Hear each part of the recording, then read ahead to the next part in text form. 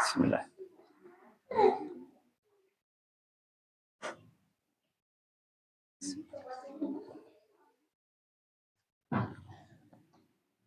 Udah kebak, guys.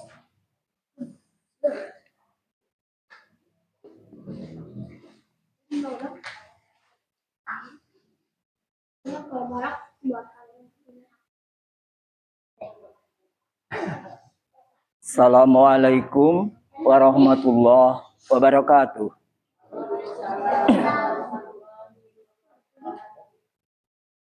Nahmaduhu wa nasta'inuhu wa nastaghfiruh wa na'udzu billahi min syururi anfusina wa min sayyiati a'malina may yahdihillahu fala mudhillalah wa may yudlil fala hadiyalah. Asyhadu an la ilaha illallah wahdahu la syarikalah wa asyhadu anna Muhammadan abduhu wa rasuluh. Allahumma sholli ala Muhammad wa ala alihi wasallam. Amma ba'd. Ikhwan akhwat rahimakumullah. Alhamdulillah wa syukurillah.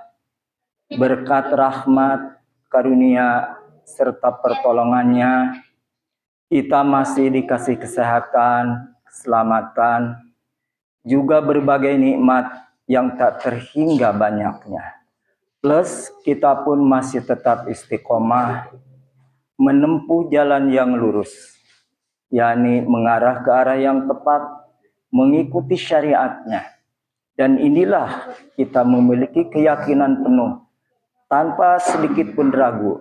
Inilah jalan yang tepat, yakni menuju rahmat, ampunan, juga surganya. Ikhwan akhwat rahimakumullah, selain dari itu kita pun patut bersyukur bahwa kita ditakdirkan dan dimudahkan untuk mengagem, orang Sunda bilang, atau menganut, bahwa apapun yang kita jalani hari ini, yakni di atas syariatnya, itu satu bukti kita mengikuti milah Ibrahim alaihissalam. Maka pada kesempatan ini kami mengambil beberapa ayat dari Al-Quranul Karim dan Sunnah Rasulullah SAW sebagai judul, yakni wasiat untuk anak cucu. Kita awali dengan surat Al-Baqarah ayat 130 sampai 132 yang menjelaskan ketika Nabi Ibrahim alaihissalam komunikasi dengan Allah. Saat itu Allah berfirman kepada Nabi Ibrahim alaihissalam, idh qala rabbuhu, ingatlah bahwa Robnya telah berfirman, aslim, tunduk patuhlah. Maka Nabi Ibrahim responsif, tak mengulurkan waktu walaupun sekejap. Dia langsung menjawab, aslamtu li rabbil alamin. Aku tunduk patuh kepada Rabb sekalian. Ayat ini juga diabadikan di dalam surat Al-Zukhruf ayat 28 yang menjelaskan wa ja'alaha kalimatan baqiyatan fi aqibihi.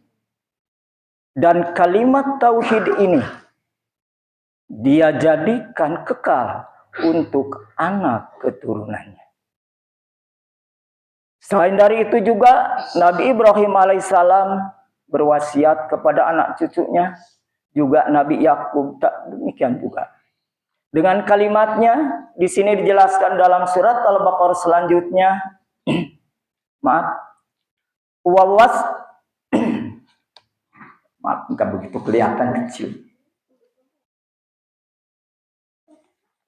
Maaf, udah enggak kelihatan. Wa wassa biha Ibrahim wa Yaqub, dan telah berwasiat Nabi Ibrahim juga Nabi Yakub, ya bani, wahai anak-anakku, innallaha astafa 'alakumuddin, sesungguhnya Allah telah memilih agama ini untuk kalian, wala tamutunna illa wa antum muslimun, Dan janganlah sekali-kali kalian mati kecuali dalam keadaan muslim. Kalau ada kalimat di depan idza qala atau wa idza, ini betul-betul kita harus siapkan pendengaran hati. Apa yang disampaikan kemudian itu memiliki kepentingan atau sangat penting. Yang paling urgen. Kenapa Allah jangan sampai kalian lali? Maka ingatlah. Ayat ini disambung juga dengan wasiat Luqmanul Hakim kepada anaknya. Tercatat pula di dalam surat Luqman yang menjelaskan di sana, idh qala Luqman li ibnihi, ingat juga di situ. Ketika Luqman berbicara kepada ya'idu, memberi pelajaran kepada anaknya, apa? Ya bunayya, wahai anakku, la tusyrik billah. Janganlah kalian sekali-kali menyekutukan Allah. Kenapa? Inna syirka la dzulmun adzim. Sesungguhnya kesyirikan itu kezaliman yang sangat besar. Syirik memiliki definisi berbeda. Para ulama di sini yang menyebutkan syirik adalah tindakan seseorang atau kelompok. Satu, bisa memuji selain dari Allah. Yang terang-terangan seperti dulu zaman jahiliyah Quraisy memuja berhala-berhala.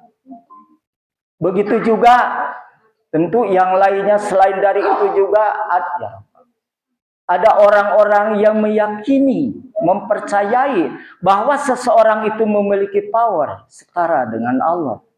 Ini pun termasuk perbuatan yang dimurkai Allah. Atau juga kita memiliki keyakinan bahwa yang kita dekati, contoh seperti tempat-tempat keramat, jimat-jimat, jin, apapun bentuknya yang dianggap memiliki power, kekuatan lebih dibanding manusia normal, itu pun termasuk perbuatan syirik. Jadi syirik adalah satu perbuatan dimurkai Allah. Kalau musyrik orangnya, maka orang-orang musyrikin disebut ya itu orang-orang musyrik. Mari kita kembali kepada ayat tadi. Itu yang dipesankan oleh Nabi Ibrahim alaihissalam, Nabi Yakub, juga Luqmanul Hakim kepada anak-anaknya cucunya. Ini ada ibrah bagi kita, hikmah yang dalam. Bahwa kita sebelum memiliki sesuatu keinginan, menancapkan sesuatu pada hati anak-anak kita, inilah pondasi awal yang harus ditanamkan. Bahwa Allah itu Rabb, Maha Esa. Tidak ada sekutu baginya dan tidak ada setara. Bahkan jangan sekali-kali bikin andal atau tandingan-tandingan dengan Allah. Itu wasiat yang terdapat di dalam Al-Quran Al-Karim dan Sunnah Rasulullah SAW. Kini ada wasiat muncul dari seorang ayah, orang tua, tentu sebagai bukti sayang untuk anak cucunya. Di dalamnya terkandung ibrah. Mudah-mudahan Anda pun bisa mengambil ibrah di sini. Ada satu kata-kata yang indah, maka saya rangkum di sini untuk melebar makna ke depan, jangan sampai sempit. Mari kita camkan kata-kata ini. Anakku, hidup di alam fana ini laksana sebuah perahu di tengah lautan. Lajunya tak seindah kau bayangkan. Kadang ada ombak besar menghantam, badai dahsyat menerjang, angin puting beliung menggunung, hujan deras merusak pandangan. Bahkan sekali-kali ada karang besar menjegal laju kendaraan. Hati-hatilah kalian. Kalau kalian lengah, niscaya perahumu karam ke dasar lautan. Mari kita terjemahkan dengan bebas dengan bahasa sederhana. Ya, ada lanjutnya, tentu kita jabarkan dulu ini. Hidup di alam fana ini tentu sebagaimana digambarkan tadi sebuah perahu di tengah lautan. Kalau kita lihat perahu di tengah lautan dari jauh akan nampak seperti tenang, nyaman, bahkan indah. Tak jauh berbeda kita juga melihat seseorang dikasih anugerah Allah berlimpah harta, Ya rumahnya begah, mobilnya mewah, kesana kemari pergi naik kendaraan, bahkan belanja ke mall, ke luar negeri, sudah jadi biasa. Kita di dalam hati terdetik, betapa senangnya orang itu. Tapi di balik itu kita tidak tahu apa yang terjadi. Saya ini ada gambaran, saya diundang mungkin berulang kali. Salah satunya diantaranya adalah seorang pejabat tinggi ya di salah satu kota. Dia ini seorang perwira tinggi. Saya dijemput asistennya. Asistennya tidak banyak bicara, cuma bilang, tolong Abu, Bapak sakit. Sudah berbulan-bulan barangkali sekarang nggak bisa bangkit, masih di kamar. Waktu saya tanya kenapa sakit, nggak tahu, cuma bilang gitu. Udah, saya datang ke sana. Begitu masuk komplek perumahannya, ya pos awal itu sudah jaga ketat. Pos kedua mau masuk rumah juga dijaga di situ. Begitu masuk betapa terkejut dan kagum bisa melihat kondisi rumahnya kayak istana. Di dalamnya perkakas begitu mewah, tapi sepi sangat, rasa hening, seakan-akan tidak ada penghuni di situ. Begitu saya masuk, dipersilahkan ajudan, lalu ajudan itu mengetuk pintu 3 kali, lalu pamit, meninggalkan tempat saya.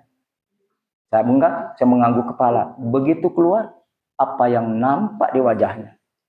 Wajah yang tinggi besar, ganteng memang masih ada, kerut-kerut ketuanya sudah nampak. Begitu berjalan nampaknya gonteng, matanya cekung.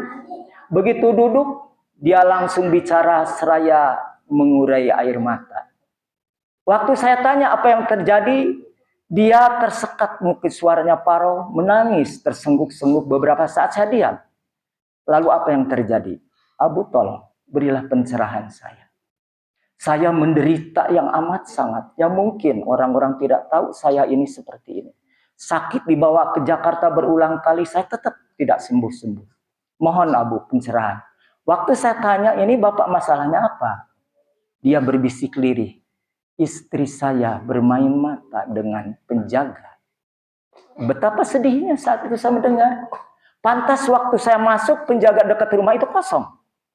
Ternyata beliau karena pergi di Jakarta dinas bolak-balik mungkin bulan sekali, terjadilah masalah.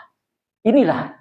Padahal menurut saya betapa banyaknya harta. Rumah mewah, segalanya ada. Tapi Allah coba dengan istrinya seperti itu. Begitu juga saya datang ke Bogor, pejabat juga mengundang saya. Anggota dewan dia. Begitu masuk di situ, karena dijemput saya juga di sana. Mobil berjejer, mulai Mercedes-Benz, BMW, Blazer, motor gede, segala macam ada di situ. Begitu masuk, ibunya menangis di situ sesungguhnya. Menangis tentang anaknya. Dia terus terang, kalau saya Abu, yang khawatirkan itu anak saya disiksa, dibakar. Memangnya apa ini Abu? Mungkin belum ngerti saya. Anak saya suka mencuri mobil. Dan setelah dicuri disimpan di tengah jalan, di perempatan. Untung saya sudah ngasih komunikasi ke Pak Lantas. Tolong anak saya kalau ada hal-hal yang seperti itu. Maka saya anjurkan. Karena memang saya lihat tanda-tanda dia itu memiliki penyakit kleptomania. Yakni senang mencuri tapi tidak untuk dinikmati. Itu cobaan. Maka betul kata Allah, wa nabluukum bisyarri wal khair. Itu. Allah tidak menciptakan kesenangan di dunia ini. Ya, kecuali cobaan dan cobaan. Innama amwalukum wa auladukum fitnah. Sesungguhnya harta dan anak-anakmu itu benar-benar cobaan bagi kalian. Bahkan di ayat lain, inna azwajukum aduwah. Anak istrimu juga itu jadi musuh suatu saat bagi kalian. Maka disinilah hati-hati. Bagaimanapun kalau anak-anak kita, cucu kita tidak ditanamkan tauhid yang pertama, inilah awal kerusakan dalam hidup. Maka tadi di sini hidup laksana perahu di tengah lautan. Kita saling menyangka, bahkan di sini pun bisa terjadi.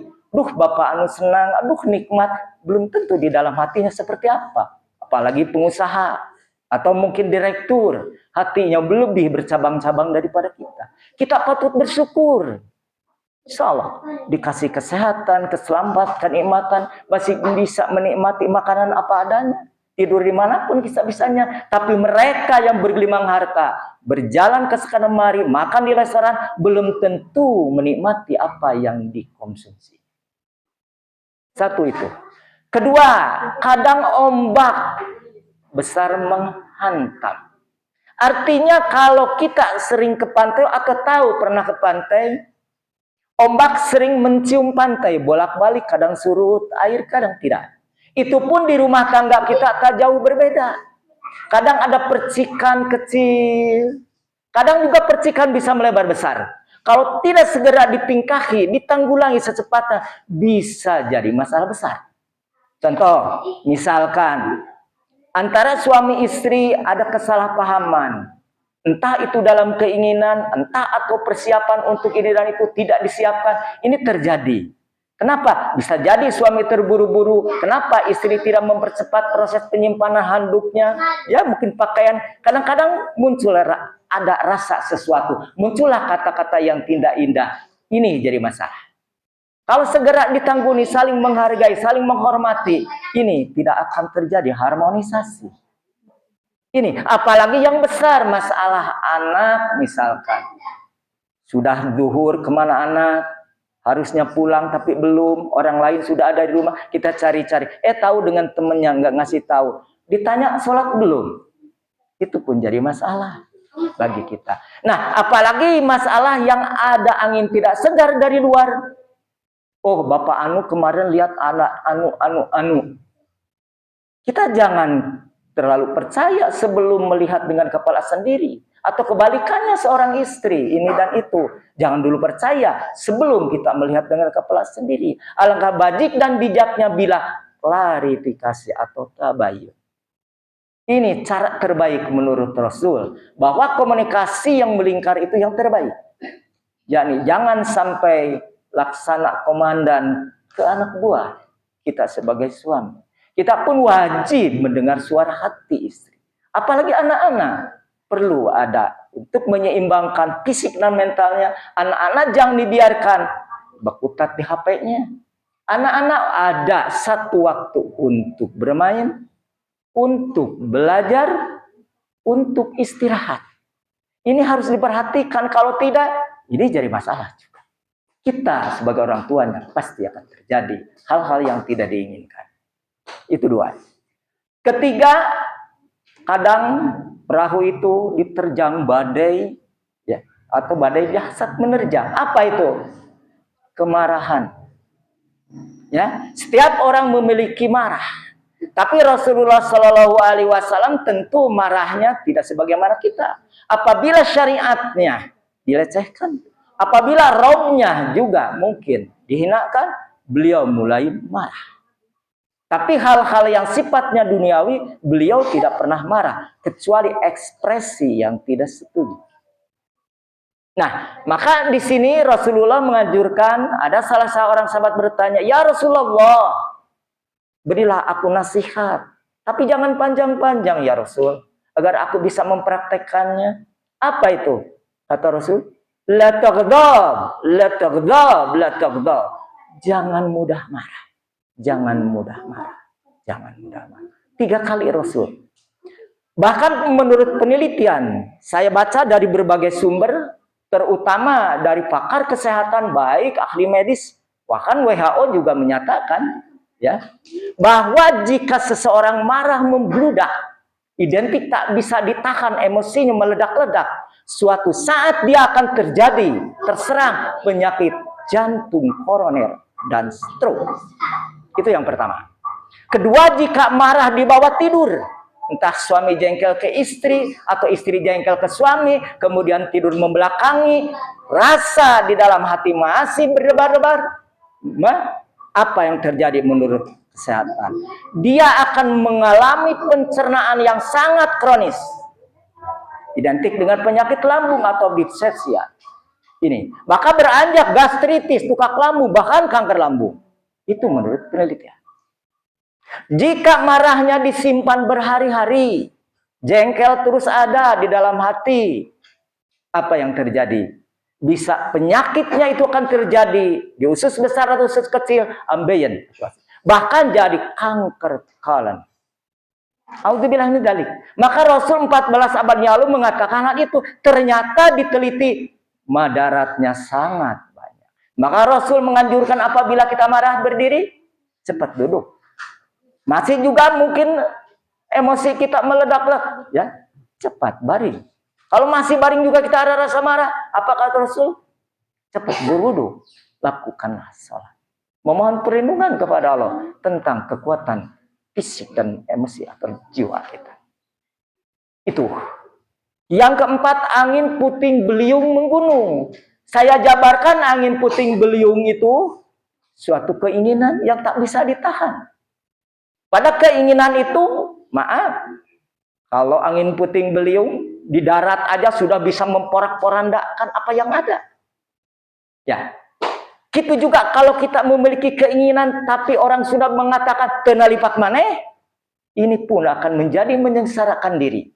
Contoh, ada seorang laki-laki, saya diundang oleh orang tua, dia itu nampak seperti, ya menurut mereka, dia kesambat katanya, habis dari zaman. Ya ada sebuah zaman kalau di kampung di Majalengka ada tempat pemandian khusus, ya air terjun dari sungai. Menurut mereka dia kesambat di sana. Waktu saya datang saya lihat, wah ini bukan tanda-tanda kemasukan iblis, saya bilang. Ibu ini ada masalah anak, tolong katakan apa sesungguhnya yang terjadi. Nah ini katanya ada masalah. Kata kakaknya, ya baru kakaknya bicara. Ternyata dia ini diludahi anak SMA. Kenapa? Dia itu seneng mungkin ke anak SMA. Sementara apa yang didapatnya dari kehidupan dia, maaf-maaf, ini saya bukan merendahkan, sehari-hari cuma bawa tanggungan cilok. Kemudian mungkin seneng itu belanja, lalu mungkin dengan gayanya sendiri beda dengan yang lain, entah ya. Kalau kita mungkin sulit atau gaya apa, diludahi, sakitnya luar biasa. Maka terbawalah sampai mimpi-mimpi, akhirnya stres berat. Maka saya anjurkan, saya bilang begini, jangan kecil hati. Suatu saat kamu bisa kaya kalau kamu berubah. Di shock terapi itu aja udah bangkit dia. Bukan kesurupan, maka saya langsung gitu. Mulai sekarang, Anda pamit ke orang tua, pergi ke kota. Pulang-pulang bawa kendaraan. Bilang, saya bilang itu. Ayo, mau kendaraan mobil atau motor, apalagi bagus itu mobil. Pergi. Saloh, kamu ada kemauan tinggi di sana, ada miliknya. Saya bangkitkan semangatnya, ternyata satu hari bisa sembuh. Hanya dengan kata-kata itu. Ternyata jiwa itu rentan terhadap sakit yang menembus hati. Maka di sini, angin puting beliung bisa memporak-porandakan apa yang ada. Dia terus mengangkat, terus tak mungkin tunduk atau turun kembali keinginan itu. Apalagi mencintai seseorang. Mungkin habis-habisan sebelum didapatkan. Itu. Lalu apalagi di sini, kadang ada hujan deras merusak pandangan. Apa? Setiap orang pasti mengalami kesedihan. Sekali atau dua atau beberapa kali. Sedih di sisi mana? Entah mungkin menghadapi kehidupan, menghadapi pekerjaan, menghadapi kenyataan anak-anak, banyak. Padahal Allah sudah mengatakan dalam surat Al-Baqarah 155, "Walanabluukum bisyai'in wal ju'in naqsi minal wal anfus." Aku sungguh akan coba kalian sedikit ketakutan, kelaparan, kan itu? Berbeda status sosial, juga di sini jiwa. Bisa ditinggalkan kekasih, ditinggalkan suami, ditinggalkan istri, ditinggalkan anak. Apa? Semua kebanyakan merana. Kalau kita tidak sadar bahwa ini titipan Allah, amanat dari Allah, tentu kita akan sakit bertambah-tambah.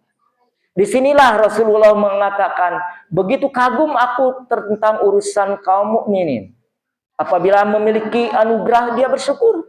Apabila mendapat cobaan, dia bersabar. Inilah nilai kesabaran. Maka ulaikahum salatu mir rabbi warahmah. Orang yang sabar dalam musibah itu mendapat keberkahan dan rahmat juga petunjuk dari Allah.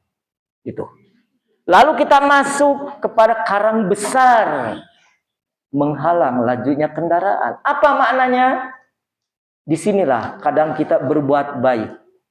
Ada rintangan, halangan mempengaruhi. Bisa juga dari intern atau juga ekstern. Kadang-kadang disebutkan tadi bisa anak atau istri kita jadi musuh di sini. Mungkin tidak seiring sejalan dalam ini memaknai hidup ini. Bisa tidak seiring sejalan dalam ibadah. Ini yang harus segera dibereskan. Jangan sampai terjadi anak menjadi korban. Orang tua, ibu dan bapak harus selaras. Apapun yang kita dapatkan ilmu yang terbaik, menurut para ulama adalah petunjuk yang baik dan benar itu hanya Al-Quran Karim dan Sunnah Rasulullah SAW. Maka didiklah anak istri kita. Siapapun dia, besar atau kecil anak-anak kita, wajib kita menanamkan berbagai kebajikan yang ada di dalam Al-Quranul Karim dan Sunnah Rasulullah SAW. Kita lanjutkan nasihat atau wasiat tadi. Oleh karena itu, kuatkanlah perahumu. Apa makna kuatkan perahumu di sini? Kuatkanlah imanmu. Iman ini modal dasar yang utama untuk pergi dimanapun kita berada. Tanpa iman tidak mungkin mendapat berbagai kebaikan. Di dalam surat An-Nahl ayat 97 mengatakan, Man amila sholihan min dzakarin aw unsa fala yuhyihannahu hayatan thayyibatan wa la naziyanahum ahsan ma ta'malun. Siapa saja yang berbuat kebajikan, laki-laki atau perempuan, aku akan kasih atau kami akan kasih kehidupan yang baik. Dan aku memberi pahala baginya lebih baik dari apa yang dikerjakan. Lebih baik. Jadi kalau seandainya kita memiliki masalah apapun, ternyata belum mendapatkan nilai kebajikan di sisi Allah. Kata Allah tadi, barang siapa berbuat kebajikan, laki-laki atau perempuan, aku kasih kehidupan yang baik di dunia ini. Maka di sini, tapi ini juga relatif. Baik menurut manusia adalah segalanya ada. Ya rumah megah, mobil mewah, uang di mana-mana, mungkin simpanan. Itu menurut kita. Tapi menurut Allah baik tentu beda dengan menurut kita. Mana? Menurut Allah dalam hadis sudah jelas. Mayurillahi bi khairi yufaqihu fiddin. Jika Allah memberikan kebaikan kepada seorang, Allah memberi pemahaman tentang agamanya. Ini yang harus kita dapatkan. Bagaimanapun sedikit banyak nikmat dari Allah, apa yang didapat, tetap kita harus bersyukur. Ini nikmat kebaikan dari Allah, rahmat yang tak bisa diganti dengan nilai apa. Nah, lalu ayat lanjutnya di sini, iman kadang-kadang, maaf, para ulama menyebut yajir wa yanqus, bisa bertambah atau berkurang. Kalau kita berbuat amal baik-baik terus mengikuti syariat, karena di sini yang dikatakan amilus sholihat adalah satu amalan yang sesuai dengan Quran dan Sunnah, menurut bimbingan, tuntunan Quran dan Sunnah. Di luar itu kebaikan tidak selaras dengan Quran dan Sunnah, bukan kebaikan menurut Allah. Tidak akan menjadi nilai kebajikan. Ya, sebagai contoh, apalagi tidak beriman, dikatakan di situ. Contoh, banyak non-muslim atau orang-orang di luar kalangan kita ketika kurban, puluhan sapi, kambing ke setiap kampung, tidak jadi nilai kebaikan dalam sisi Allah. Kebaikan di dunia aja, itu pun mungkin hanya sebatas bagian kecil. Itu. Jadi di sini yang disebut kebajikan, yakni selaras dengan syariat. Sesuai dengan tercatat di Al-Quranul Karim dan Sunnah Rasulullah SAW. Kita lanjut. Setelah kuatkanlah perahumu. Lalu di sini, cukupkan bekalmu. Memang di dunia ini perlu bekal. Kita tak bisa hidup tanpa bekal. Entah itu materi, yang penting bagaimana agar kita sehat prima bugar. Perlu kita mengonsumsi nutrisi yang seimbang. Begitu juga, tapi ditekankan di sini, bekal yakni takwa. Wa tawajjadu. Fa inna khairaz zadi taqwa. Itu dalam surah Al-Baqarah gitu. Sebaik-baik bekal adalah takwa. Apa takwa? Definisinya tentu berbeda. Yang kita pahami adalah melakukan yang segala diperintahkan Allah dan menjauhi apa yang dilarang Allah. Tapi yang lebih spesifik, Ibnu Abbas sudah menjelaskan. Ibnu Umar sama, tak jauh berbeda. Kalau Ibnu Abbas mengatakan takwa berasal dari kata itaqo, yakni membuat perisai, yakni tameng, ya, dinding. Dari mana? Dinding perisai agar kita tidak disiksa oleh Allah, agar kita tidak dimurkai Allah. Itu dinding. Maka orang yang takwa disebut muttaqi. Ya, orang-orang bertakwa muttaqin. Itu. Jadi orang takwa adalah orang yang mampu membuat perisai dirinya dari hukum-hukum Allah, dari azab Allah. Itu menurut Ibnu Abbas. Kalau menurut Ibnu Umar, ayuta'a wala yusa. Hendaklah Allah ditaati selamanya. Wala yusa, jangan engkau maksiati sedikit pun. Wa yuskar wala yukbar, dan engkau harus syukur kepada Allah. Jangan sekali kalau ingkar meremehkan nikmatnya. Wa yuskar wala yunsa, dan jangan sekali-kali engkau melupakannya. Harus ingat selamanya. Itu kata Ibnu Umar. Jadi jelas, menurut tadi apa yang kita pahami betul. Tapi sudah berapa banyak kita perintah Allah sudah dilakukan? Kita yang tahu berapa banyak. Menurut para ulama di surat Al-Baqarah aja, perintah ada 1000, larangan ada 1000. Sementara kita hanya beberapa yang bisa dihitung jari. Itu. Tapi bagaimanapun kita beranjak dari hari ke hari. Ini nilai-nilai yang akan didapat. Antum datang ke sini sudah mendapatkan 4 nilai dari Allah. Yang pertama sering kita baca, ya. Sering kita dengar dari guru kita, ustadz kita di mana-mana. Ya, man salaka tariqan yaltamisu fihi ilman, sahalallahu lahu tariqan jannah. Siapa saja yang menempuh jalan mencari ilmu di dalamnya, Allah mudahkan baginya jalan ke surga. Kedua, ada hadis yang menyatakan, Imam Tirmidzi mengatakan, man kharaja ya fi talabil ilmi wa huwa fi sabilillah hatta yarji'. Barang siapa keluar rumah melangkah mencari ilmu, dia mendapatkan nilai jihad fisabilillah hingga kembali ke rumahnya. Ketiga, malaikat melebarkan sayapnya di tempat ini, memohon kepada Allah tentang ampunan, keberkahan hidup. Luar biasa.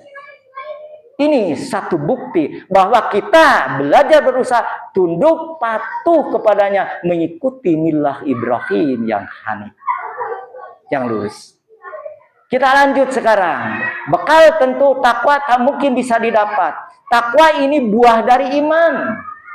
Iman kita tak mungkin beranjak naik kalau tidak ada ilmu.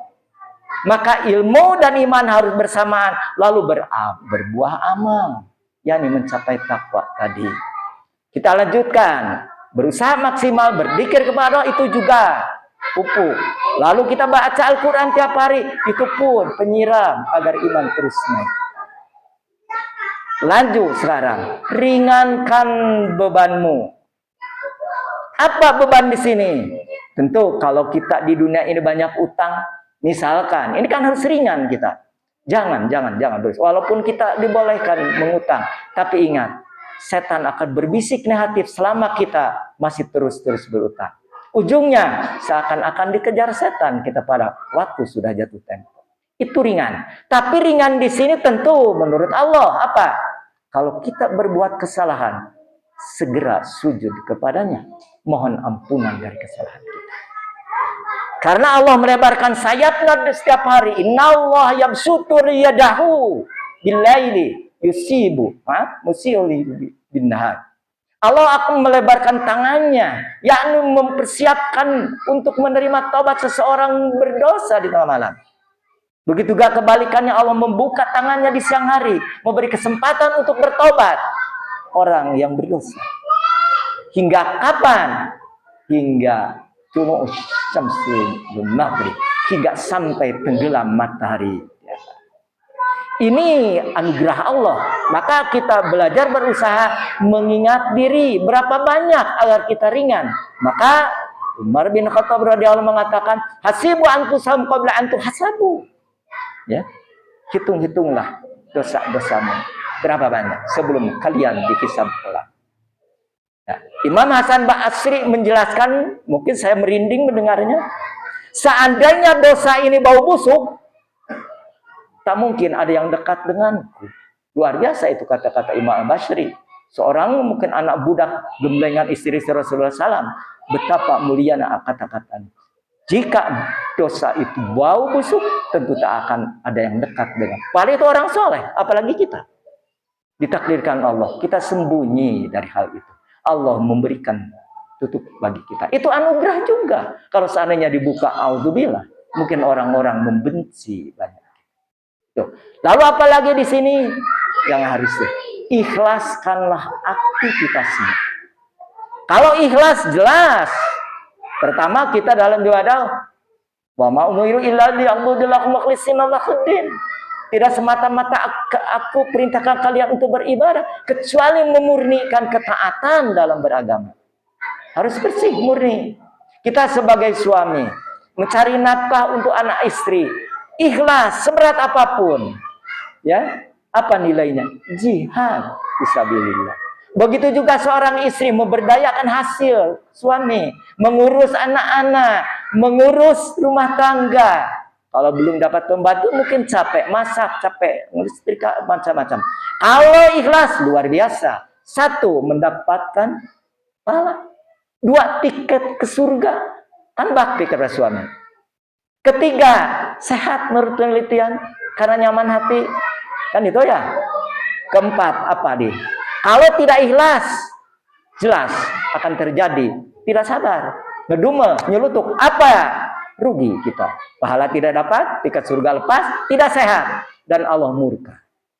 Ini yang harus kita pikirkan. Betapa indahnya ikhlas itu. Ternyata Rasulullah mengatakan, innama umirtu, aku diperintahkan oleh Allah, ana'budullaha mukhlishina lahuddin, memurnikan ketaatan dalam beragama. Jadi jelas di sini. Ikhlas aktivitas. Seberat apapun kalau ikhlas menjadi ringan. Insya Allah. Kalau sudah ikhlas pasti akan muncul sabar. Iya. Kalau kita tidak ikhlas, tak mungkin sabar muncul.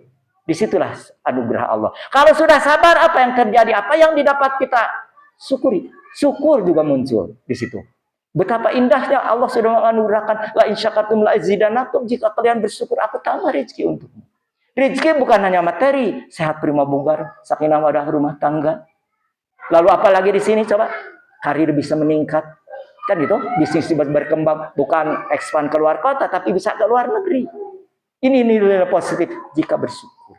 Tapi syukur yang terindah adalah ya, hati mengakui bahwa ini sepenuhnya dari Allah, bukan hasil jerih payah kita. Sebagaimana dikatakan Ustaz Firman dulu ngasih doa, alhamdulillahi at'amani hadza rajaqna min ghairi halin min wala quwwah. Alhamdulillah, segala puji bagi Allah yang telah memberi rezeki ini. Ya, bukan hasil jerih payahku dan bukan kekuatan.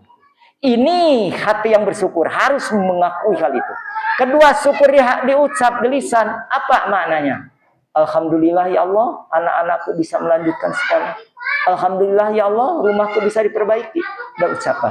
Tapi yang terbaik adalah syukur. Mana kita mendapatkan satu anugerah, entah kelimpahan harta, disimpan, dialirkan ke masjid, madrasah, membantu orang-orang.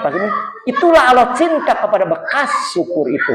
Kalau kita sakit, bersyukur kepada Allah, apa yang dapat? Lebih tunduk patuh kepadanya. Itu rasa syukurnya. Bukan leha-leha, bukan poya-poya, mengundang tetangga, rame-rame dangdutan. Tidak tentu. Ini yang harus kita pahami. Maka dari itu, dari wasiat tadi kita kembali. Ya, bahwa hidup di dunia ini, maaf, tak seindah yang dibayangkan. Tentu godaan dan cobaan akan datang silih berganti. Siapapun yang dulu di situ, disitulah kesenangan, ketenangan, kenyamanan bisa didapat. Ya, barangkali itu yang bisa saya sampaikan. Mudah-mudahan ada manfaatnya. Sebelum ditutup, kalau ada pertanyaan, silahkan. Kalau yang ada pertanyaan, silahkan. Enggak, itu siapa? Mangga, ibu-ibu, kalau ada pertanyaan, insya Allah. Silakan. Silakan.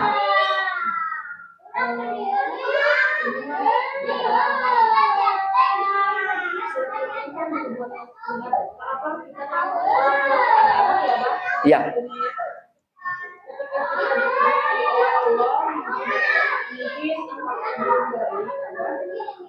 Kita sudah berusaha mendoakan, menyekolahkan di sekolah yang insya Allah ada agamanya juga. gimana gitu abang untuk supaya kita tuh bisa bilang ke diri sendiri tuh sabar, sabar dan pasti nanti Allah akan memberi buah manis suatu saat itu bagaimana gitu abang untuk sugesti itu gitu abang. Baik. Mendidik anak tentu sudah ada kurikulum yang terbaik di Al-Quran. Sebagaimana Luqman yang tadi dikatakan pertama tauhid. Kedua, birrul waliden, bahwa soinal insanu biwalidihi hamalatu ummuhu. Karena ayat itu wahnan ala wahnin wa fisalu fi aminan syukuri begitu mengatakan. Jadi di sini birrul waliden betul.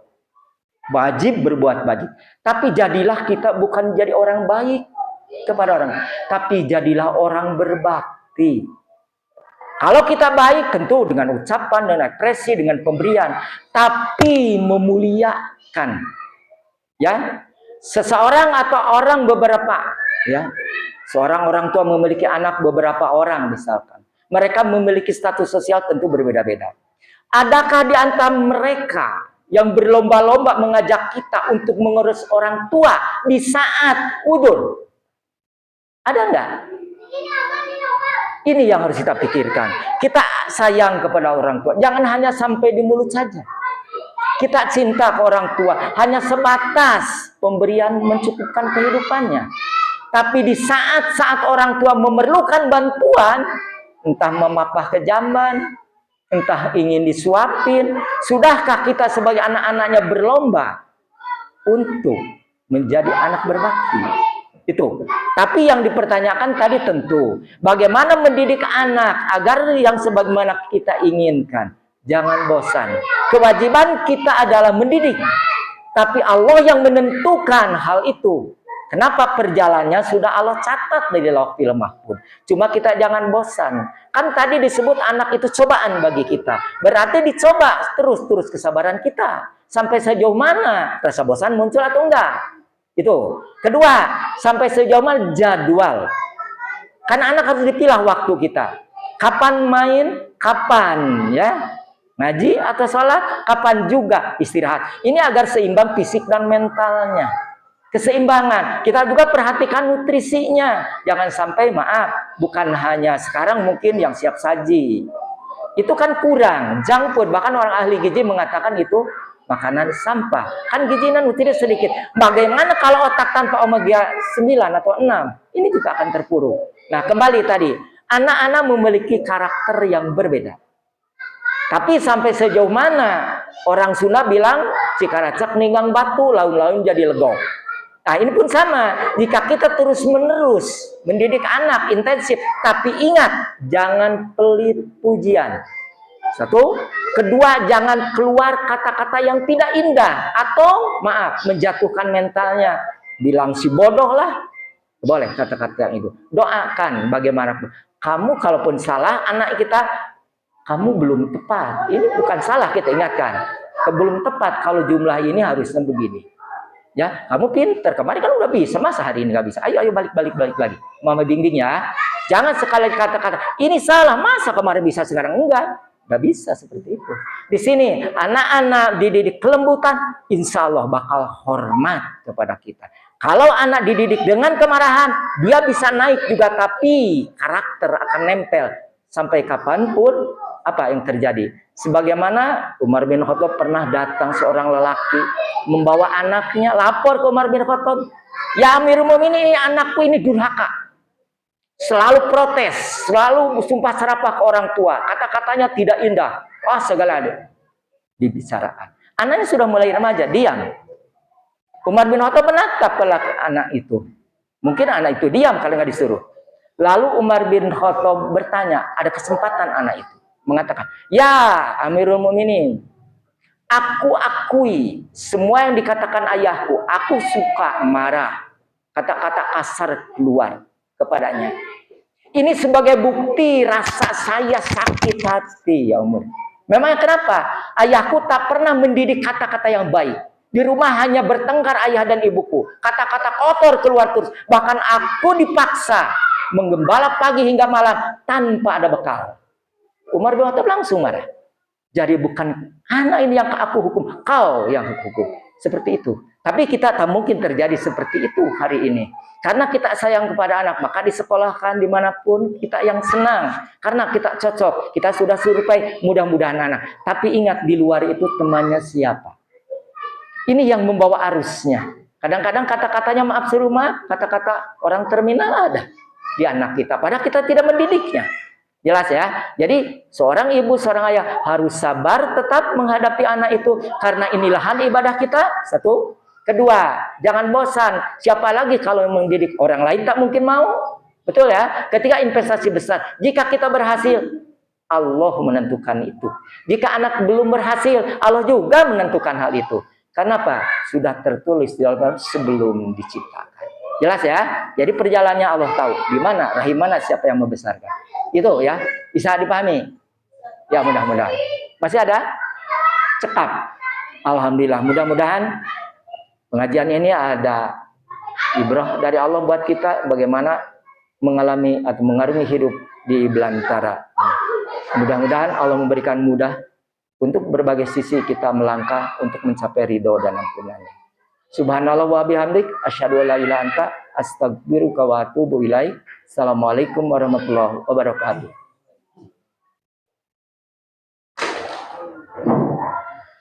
Jazakallahu khairan katsiran kangge Ustaz Asep parantos pasangan sosialna perkawis pesan-pesan kita wasiat bagi kita semua untuk mengarungi hidup ini dengan sabar dan syukur. Alhamdulillah pengajian sudah selesai. Mudah-mudahan bisa menjadi ilmu yang bermanfaat bagi kita semua. Ditutup dengan doa, Rabbana dzalamna anfusana wa illam taghfir lana wa tarhamna lanakunanna Rabbana atina fid dunya hasanah wa fil akhirati hasanah wa qina adzabannar. Qul qawli hadza wa astaghfirullah li wa lakum. Wassalamualaikum warahmatullahi wabarakatuh. Ada? Ada. Saya mau ada.